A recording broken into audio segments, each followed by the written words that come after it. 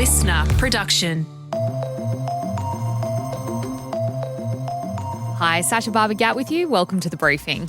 Australia's sales season has stretched so far that Black Friday is barely a day anymore, and rather the anchor of a whole month of spending. We've really seen the retail promotional calendar shift away from December and into November. That shift really took place maybe almost a decade ago when we started to see November being the bigger retail trading month.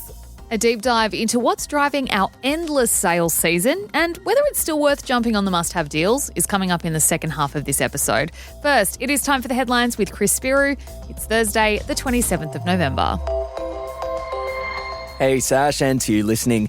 A secretive new committee is set to examine Australia's AUKUS submarine pact and our involvement in global conflicts. Labor and the Coalition are on a unity ticket and will pass legislation as soon as today to establish a joint House and Senate committee on defence. Its work will be done in secret with a focus on scrutinising the Defence Force and Department, AUKUS, and whether we should be sending our troops overseas to fight. Now, Anthony Albanese will get the final say on who gets to sit on this secret panel, with some input from opposition leader Susan Lee, but only Labor and Coalition MPs will be considered.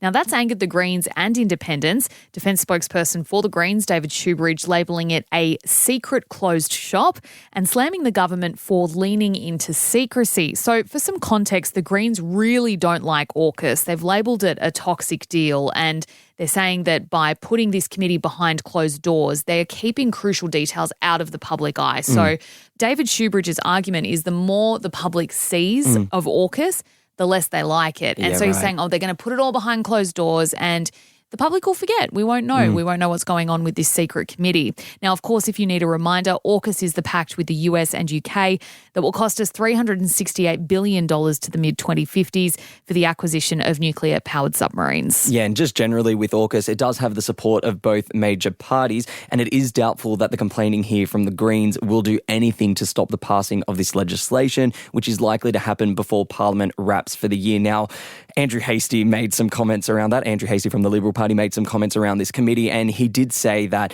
Greens MPs should not be appointed to it because he says they have and they hold deeply anti-defence views. And he said, quote, "We need serious parliamentarians, not performative ones chasing online outrage," which is, some strong words from him there. But, I do think about the exclusion of the independents. We know that the independents are gaining traction in this country. Each election, more and more of them are getting voted through. They're representative of a portion of Australians who like the way that they think differently, they scrutinise things differently. It'd be good to see an independent in the mix here, but apparently that's not the case. Overseas now, and to some developing news out of Hong Kong, where at least 36 people have been killed in a major fire that's engulfed a block of high-rise apartments. More than 700 firefighters are at the scene in the Tai Po district, and they're working to control the blaze, while 279 residents remain unaccounted for. It's been classified a level 5 fire, the most serious level in the country, with a 37-year-old firefighter among those who have been killed. Authorities say the blaze, which has engulfed more than half a dozen 31-storey towers, is slowly getting under control, with falling debris and burning scaffolding now slowing. Around 4,500 people live in these high-rise apartments, and a quarter of them have been moved into temporary evacuation facilities. But the question is, where will they go? For the long term, the government has announced around 1,500 units have been made available to relocate the residents. The cause of this fire isn't known yet. We do know, though, the blocks were built in 1983. They were undergoing renos, and there was bamboo scaffolding outside. And the question is if that's where the fire started and spread. And the footage is, it's just horrific, Chris. And you do see it spreading quickly through that bamboo scaffolding. So investigations, once, the fire's out and they've accounted for the people, that's when they're going to go in and try and figure out what happened. Back home now, where two 15-year-olds are taking the government to the High Court over its world-first social media ban for kids under 16. Noah Jones and Macy Newland say the ban, which kicks in on December 10, is unconstitutional because it robs them of their implied right to freedom of political communication. Now, the ban, which we've been talking about for a little while, essentially forces a bunch of platforms like Instagram, Snapchat, TikTok and YouTube to verify the age of users and bump underage ones off them, or they'll face fines as much as $49 million. It's been sold by the government as a way to protect kids from the harm of social media, but Jones and Nayland say it's lazy and an attempt to silence kids and keep the voters of tomorrow from expressing their views. You've got to love the idealism of youth, Chris. Yes, and they're calling for the government to invest in programs to help kids be safe on socials and roll out age-appropriate features and faster takedowns of inappropriate content, as opposed to a blanket ban, which they say is going to drive a lot of kids to find unsafe workarounds like fake profiles and VPNs. One of them even likened it to George Orwell's book 1984. I mean, look, I think their point about what the government could do instead is strong. I don't think they're going to have much luck with this one, though. No, and look, I will dust off my my law goggles for a second. The right to freedom of political communication, it's an implied right in the Constitution. An implied right is a really, really weak right. So it means that it can be undone, and there are a lot of exemptions to it. So essentially, the way that it emerged is it's needed to inform people of their electoral choices. I can't see how a 15-year-old will be relying on this right in the world of social media. You can still engage with politics. You can still be a political person without being on Snapchat, Instagram, Facebook. But look, best of luck to him, and we'll be keeping a keen eye on this one. The final criminal case against Donald Trump has been dropped, closing a historic chapter in US politics. Now, this was the effort in the state of Georgia to charge the US president with trying to overturn the 2020 election result. That's the one he lost to Joe Biden. Now, the decision puts to an end what was once seen as a major threat to Trump's political career. But as we saw with his win last November, these cases didn't do much to hurt his White House aspirations, Chris. Yeah, this particular charge was filed against him in 2023 when this phone call he made to the Secretary of State, Brad Raffensperger, following his 2020 election loss, went public. We have won this election in Georgia. The people of Georgia are angry. The people of the country are angry. And there's nothing wrong with saying that you've recalculated. And even if you cut them in half, and cut them in half again, it's more votes than we need. Well, Mr. President, the challenge that you have is the data you have is wrong. Yeah, so Georgia's prosecutor, when announcing he was dropping the case, claimed it was too legally complex and it would be a remarkable feat to get it in front of a jury. And it's been dubbed the Oscars of social media. Yeah, right. Yes, the TikTok Awards were on in Sydney last night. Taking out the top honour, Creator of the Year, was Tongan-Australian Eli Matangi, better known as Javier676, who makes comedy vids featuring his kids. Do you guys think Mommy would still love me if I was fat? But you are fat. Wow. That was such a poorly timed sip of my drink just then. That was great. Yeah, Theo Shakes was named Entertainment Creator of the Year, and Nan's Favourites, which is a duo, got Comedy Creator of the Year. Yes, Video of the Year went to Leah Holton. She went absolutely insanely viral with a very simple video of her doing nothing more than lip syncing to this song. These roads of flames are catching a fire. So that video sash, that lip syncing video sash, has 70 million likes on the platform and 1.2 billion views. That's a seventh? Are we 7 billion now? A seventh of the entire global population have seen her. An Aussie girl sitting in a car going over a bridge and lip syncing to that song. It's just, you can't even fathom it. Yeah, and look, we don't know how many people watched the awards last night, but last year got 2.2 million views. To put that into perspective, the Logies this year had an average audience of around 1.2 million and the Arias 212,000. So, I mean, look, we ha-ha-hee-hee-ha-ha-ho that it's a TikTok Awards, but it is getting a lot of eyeballs and interest. Well, TikTok is huge and we know that and we see what can come from TikTok. And, I think about the careers of so many people have been launched on that app. So, yeah, I mean, you're right. We have a little giggle, but TikTok's huge. It has a place and, pop off to all the winners and the nominees. Yes, congratulations to all the winners and nominees. That is it for our headlines for today. Coming up next is my deep dive looking into what feels like Australia's forever sale season, why we're constantly being bombarded by sales, and is Black Friday, which is tomorrow, is it even worth it? Stick around. That deep dive is coming up for you next.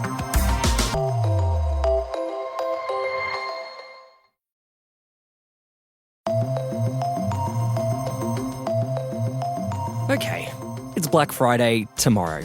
You might have thought it's passed since you've been getting emails, notifications, and a shit ton of ads for it over the past month, but no. Tomorrow is actually the big day. And you might be wondering, why has the run-up been so long? And do I even need to partake when there's what feels like a sale every other day of the year? Professor Gary Mortimer is a consumer and retail expert from the Queensland University of Technology who's going to help us unpack Australia's never-ending sales season.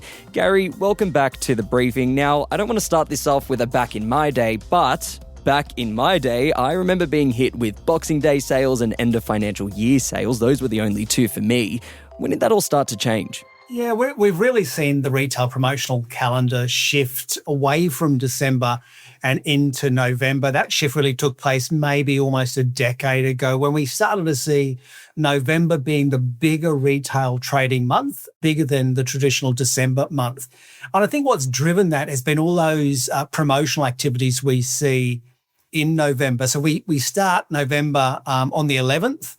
We have Singles Day. It's not really supported well here in Australia because it falls on Remembrance Day. But Singles Day is a Chinese online retail sales event. It's driven by Alibaba. We see a lot of Australian cosmetic brands and jewelry brands participate in that. Directly after that, we move into Click Frenzy. It's Australia's leading online retail sales event. It runs for about 3 days. And then about the 18th, 19th of November, we have Amazon's Black Friday. And then, of course, at the end of the month, we've got Black Friday. And if we've got any money left, we end up with Cyber Monday on the 1st of December this year. So is this just, in your opinion, the results of globalization? Is this just, us picking up what's going on around the globe? We do tend to pick up global trends, particularly when it comes to retail in Australia. We date back to, the early 80s, and ATMs were prolific around Europe and the UK, and we started to see them enter Australia. Self-service technologies used in the US, we start to see them here in Australia. We think about Halloween. We just had that in October, a US phenomenon, and we now seem to celebrate Halloween bigger and bigger every year. And Black Friday is just another example of that, where it was traditionally always that one Black Friday, one day sales event. It's now really become a month-long event here in Australia. And we know it's caught the attention of the ACCC. They put out a release this month pretty much telling retailers not to partake, although it's tempting, not to partake in really tricky marketing ploys to get us to spend more. But I'm wondering, who benefits when we have a sale? Who are the real winners in a sale event? Well, listen, consumers, at the end of the day, it's expected that just that 4-day period from Black Friday through to Cyber Monday this year, Aussies will spend about $6.9 billion. That's about 4% more than they spent last year.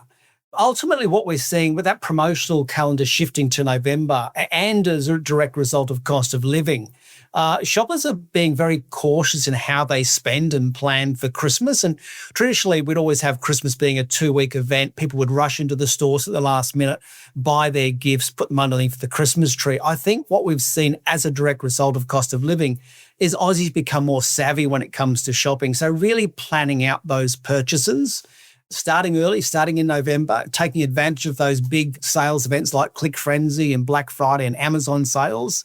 And then really December becomes more around school holidays, holiday planning, and food in the last week before we get to Christmas. Yeah, I mean, my intention every year is to take full advantage of Black Friday to grab those Christmas presents, the Kris Kringle presents. But something I found really interesting was a report that came out that showed men tend to spend more around Black Friday, and they tend to spend more in Australia on things like electronics. Is that something we're seeing across the board? Are there certain items that are sold more during Black Friday? The data that came out from the Australian Retailers Association in conjunction with Roy Morgan showed some really interesting data around men and women and how they shopped. 17% of women plan to actually buy Christmas presents during the Black Friday sales. Only about 16% plan to buy something for themselves. When it came to men, only about 7% of men during the Black Friday sales were thinking about Christmas, whereas almost 30% were buying for themselves. And that's where we see that bump in consumer electronics. Think about sound bars, plasma TVs, gaming, those types of products, which traditionally do, get purchased by men. I guess it just goes to show that women tend to be planning more around Christmas, whereas men are thinking more about themselves in November, and they'll think about Christmas usually, on Christmas Eve. Yeah, and I'll chuck another one out there that I mentioned in headlines earlier this week. Ice makers are quite popular, I hear, among men who are buying and taking advantage of Black Friday sales.